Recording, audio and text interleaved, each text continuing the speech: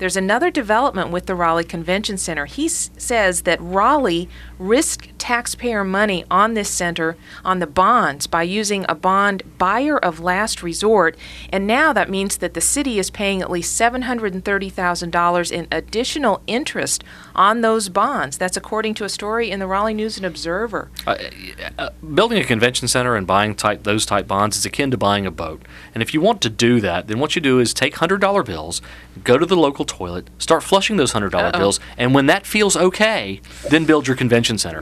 And that's essentially, we've seen this convention center is overrun by millions. It is completed now. They are paying a ridiculous and absurd amount of taxpayer money in debt, and this thing will eventually lose money. It's not a question of when, it's a question of when. It's not a question of if it will, it will. Chad, here's what I don't understand. There are a number of these publicly funded facilities around the state and across the country, yet we know that in Greensboro we have a private convention center, the Corey Convention Center, that does very well. Why do the public facilities lose money? That private facility must be making money if it's still there. Because private facilities have to account to their taxpayers or their owners. And so when things start not making money, they can cut back, scale back, change, alter.